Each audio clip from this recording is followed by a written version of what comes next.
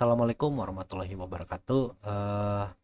Perkenalkan nama saya Muhammad Arif Febriansyah Ginting Suka. Ini NRP 2270103. Nah, di sini saya akan membahas apakah ideologi fasisme bertentangan dengan nilai-nilai Pancasila. Nah, sebelum kita masuk ke pembahasan, mari kita telusuri dulu sejarahnya dan mari kita cari juga tahu ciri-ciri, pengertian dan sebagainya tentang apa sih fasisme itu. Nah, nah, untuk sejarah sendiri, fasisme itu lahirnya paham fasisme itu disebabkan oleh keadaan krisis ekonomi yang ada di Italia pada waktu itu sebagai negara pemenang perang. Italia malah sebagai negara pemenang perang, Italia malah mengalami krisis ekonomi dengan jumlah hutang yang menumpuk. Lalu krisis ekonomi yang melanda itu mengakibatkan masyarakat tidak memiliki pekerjaan alias menganggur. Keadaan semakin buruk saat negara Lo Stivale ini tidak mendapatkan bagian wilayah jajahan di Afrika Utara. Saat-saat genting, sosok Benito Mussolini hadir menawarkan berbagai narasi perubahan sebagai tokoh partai sosialis dan pimpinan redaksi koran Avanti. Pada saat itu, gerakan Mussolini ini cepat menyebar secara masif dan juga Fasi di Avision Rivoluzionare merupakan istilah yang berarti kelompok muda yang ingin perang. Oleh karena itu, banyak sekali pemuda yang berkumpul di Milan dengan menggunakan pakaian serba hitam pada waktu itu dan gaya khas mengacungkan tangan kanan ke udara. Nah, itulah sedikit sejarah ya awal mulanya fasisme muncul gitu. Jadi pada intinya Italia sebagai negara pemenang perang dunia pertama mengalami krisis ekonomi. Lalu sosok Benito Mussolini itu muncul lah, istilahnya itu muncul dan menawarkan narasi perubahan. Narasi perubahannya itu yang bernama Fasi di Azione Rivoluzionare, yaitu kelompok muda yang ingin perang. Lalu setelah itu pun ada juga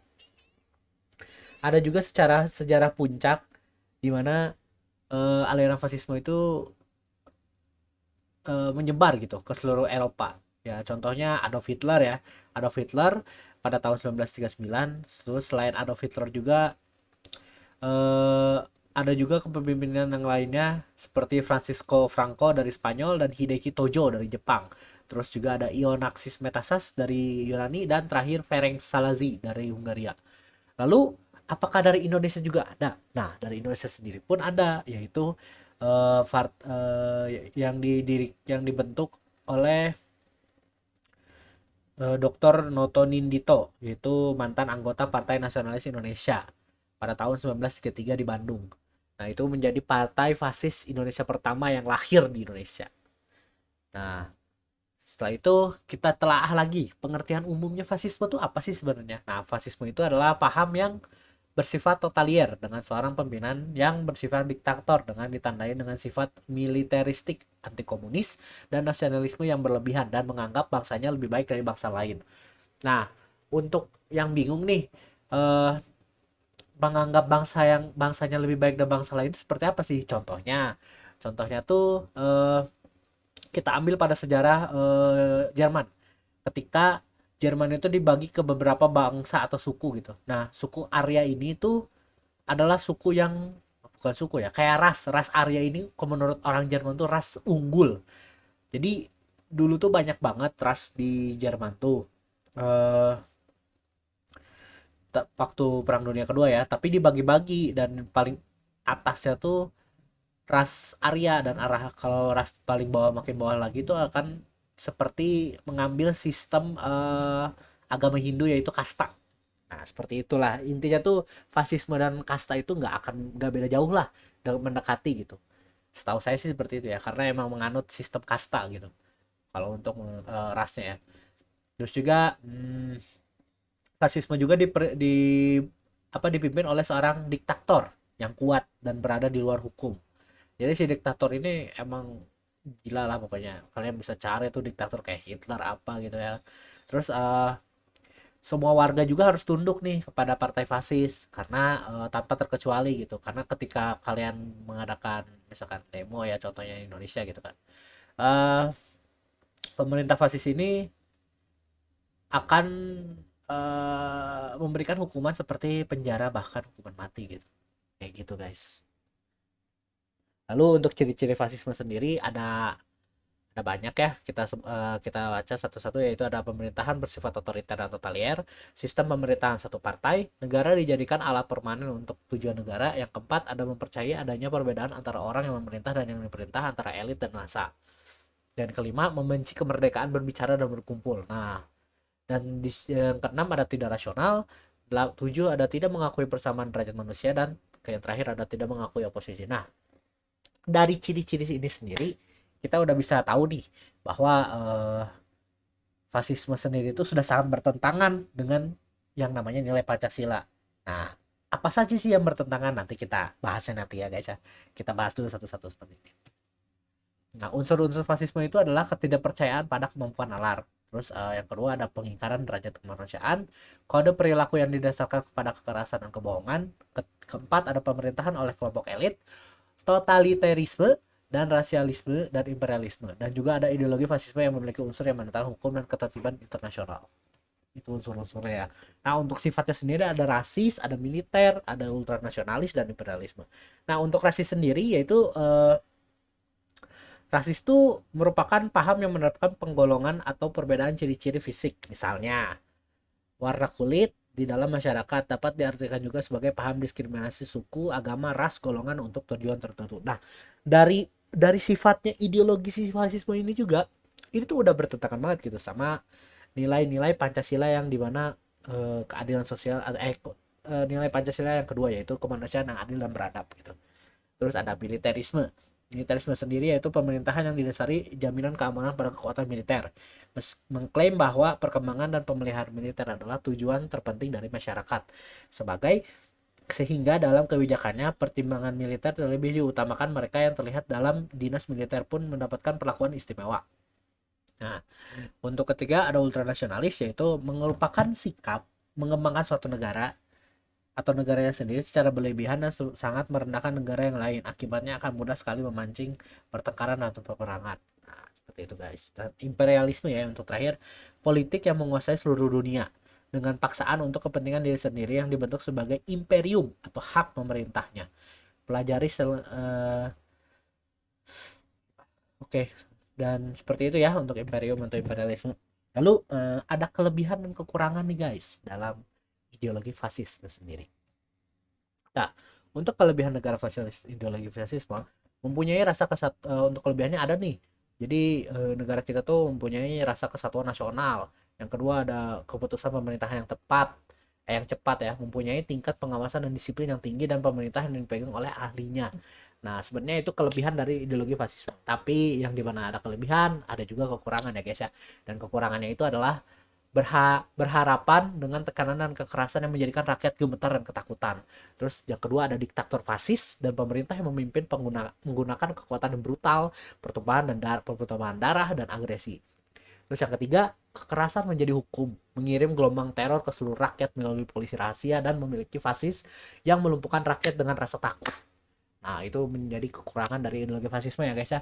Dimana ideologi ini pun akan membuat warga tidak berani untuk berdemokrasi atau bermusyawarah gitu, dan sangat bertentangan sekali dengan nilai Pancasila yang keempat. Nah, lalu apakah emang bertentangan? Nah, seperti yang tadi kita udah bahas ya, emang sangat bertentangan sekali. Kita bahas satu-satu mulai dari nilai Pancasila yang pertama. Nilai Pancasila yang pertama yaitu ketuhanan yang Maha Esa ya.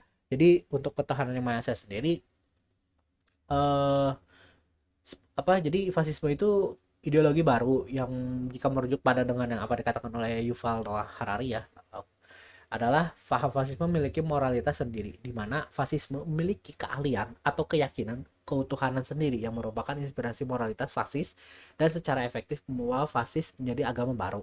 Tak hanya itu, fasis menggunakan agama bukan sebagai sebuah keyakinan yang bersifat rohani, melainkan bersifat politik seperti yang dilakukan oleh Adolf Hitler kepada orang-orang Yahudi dalam Mein Kampf. Dirinya menggunakan alasan tugas suci dari Tuhan sebagai dalih pembantaian massal orang-orang Yahudi. Contoh lain adalah Jepang di Indonesia. Jepang mendirikan Partai Masyumi yang berhaluan Islam pada tanggal 24 Oktober 1943.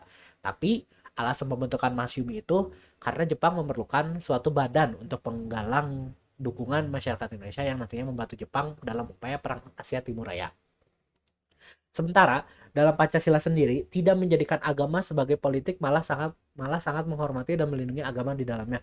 Sesuai dengan UUD 194 pasal 228E, walaupun Indonesia sendiri terdapat banyak agama, Islam, Kristen, Protestan, Katolik, Hindu, Buddha, Konghucu, Pancasila juga bukan sebuah agama baru seperti fasisme. Jadi intinya untuk ketuhanan yang Maha Esa sendiri, fasisme tidak bisa bukan tidak bisa sangat bertentangan sekali dengan nilai-nilai Pancasila yang pertama itu, karena dari Pancasila sendiri agama tidak boleh menjadi alat politik. Agama tuh nggak boleh banget jadi landasan alat politik gitu, walaupun emang terkadang kita menemukan gitu ketika kampanye calon pemimpin baru gitu, mereka menggaet salah satu wakil atau tokoh untuk bekerja sama gitu dalam mengkampanyekan mereka. Yaitu sebenarnya nggak salah, tapi jangan, seharusnya tidak boleh, karena agama sendiri bukan apa ya, sebenarnya menurut saya sendiri sih agama tuh nggak boleh dijadiin alat untuk politik gitu, untuk menggait suara atau untuk menggalang dukungan dan sebagainya gitu, karena prinsip dari agama itu bukan seperti itu gitu. Nah, untuk sila kedua, manusia yang adil dan beradab. Nah, untuk manusia yang adil dan beradab tuh kita tadi udah bahas ya, bahwa fasisme sendiri itu ada rasisme, ada apa lagi, eh, ada, ya pokoknya ada rasisme, ada yang menurunkan derajat orang dan sebagainya. Nah, untuk di pasal-pasalnya sendiri, bahwa Indonesia tuh kan sangat menjunjung hak asasi, menjunjung tinggi HAM kan untuk setiap warga negaranya, dan bahkan menjamin perlindungan terhadapnya gitu. Nah, ada juga pasal-pasal berikut seperti hak untuk hidup pasal 28A, 28B, 28C, 28D, yaitu hak berkeluarga, melanjutkan keturunan, itu 28B ya. Hak 28C isinya hak mengembangkan diri, dan 28D hak hak keadilan, dan juga ada hak kemerdekaan. Terus ada hak atas kebebasan informasi yang 28F, dan hak keamanan pasal 28G. Nah, dari sini aja kita udah bisa lihat gitu bahwa fasisme sendiri sangat bertentangan sekali dengan nilai Pancasila yang kedua, karena dari fasisme sendiri kita tidak boleh apa kita kita tidak boleh apa ya, dari fasisme sendiri tuh kayak untuk tiap elemen masyarakatnya aja kita tuh dipaksa untuk membeda-bedakan gitu, karena dari fasisme sendiri akan ada muncul satu ras yang unggul yang di atas, atau kalau untuk di kasta tertinggi gitu. Jadi kita tuh nggak bisa naik dari kasta bawah ke atas, karena emang sistemnya kasta gitu guys. Dan juga hak kemerdekaan tuh tidak boleh banget gitu di fasisme, karena emang dibahas yang tadi ya, fasisme sendiri apa namanya, menganut paham yang emang sangat bisa dibilang ini apa, keras gitu, dan punya rasa kesatuan nasional yang tinggi. Dan juga fasilitas sendiri juga tidak boleh mengadakan musyawarah dan sebagainya gitu guys ya, untuk nilai Pancasila kedua. Yang ketiga itu persatuan Indonesia. Nah, untuk persatuan Indonesia ini kita bisa ambil contoh seperti yang saya sudah bilang tadi kan, seperti yang dikemukakan oleh Nazi itu, di mana ras Arya merupakan ras yang superior, atau rasisme yang dicetuskan oleh Jepang dengan gagasan penyatuan seluruh negara dari bangsa Asia. Fasisme juga mengenal adanya semangat ultranasionalisme, di mana memandang bangsa sendiri sebagai bangsa yang unggul dan memandang rendah bangsa di luarnya. Nah, ini tuh udah kayak menentang banget sih semboyan Bhinneka Tunggal Ika gitu, yang dimana bunyinya berbeda-beda tetapi tetap satu tujuan gitu kan. Nah, ini juga sangat bertentangan ya untuk persatuan Indonesia, karena yang seperti saya bilang tadi, eh, Bhinneka Tunggal Ika itu tidak bisa disamakan dengan fasisme, karena fasisme sendiri sudah bertentangan gitu dengan adanya sifatnya ultranasionalisme atau rasisme atau paling unggul gitu. Karena untuk menyatukan persatuan Indonesia dengan fasisme sendiri itu sudah tidak bisa, karena akan muncul perpecahan untuk Indonesia. Bayangin aja sih kalau misalkan Indonesia menganut fasisme gitu. Kayaknya Papua udah nggak Indonesia lagi tuh. Mungkin aja Kalimantan udah diambil Malaysia tuh, atau enggak Sulawesi udah ikut Filipina tuh. Kayaknya gitu ya. Timur Timur udah jadi Timur Leste semuanya nanti. Kayak gitu. Maksudnya tuh Timur Timur jadi Timur Leste, yang NTT bakal jadi Timur Leste gitu. Ya makanya pokoknya Indonesia bakal kepecah belah, weh. Kayak gitu.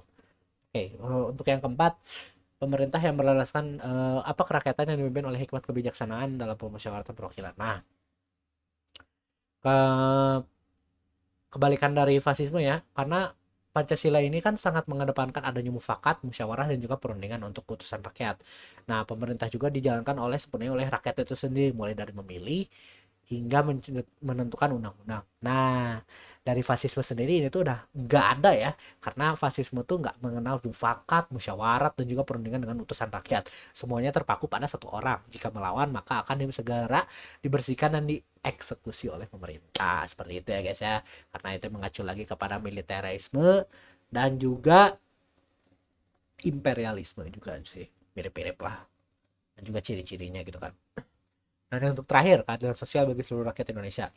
Di dalam fasisme sendiri juga keadilan sosial tidak dimiliki oleh seluruh rakyatnya, karena eh, contohnya seperti bangsa Arya yang dengan mudah mendapat pendidikan, perlindungan keamanan, dan kelancaran berbisnis dan lainnya. Beda halnya dengan orang Gypsy dan Yahudi yang menghadapi pencekalan dari pemerintah fasis yang ultranasionalis. Beda sehalnya dengan Pancasila.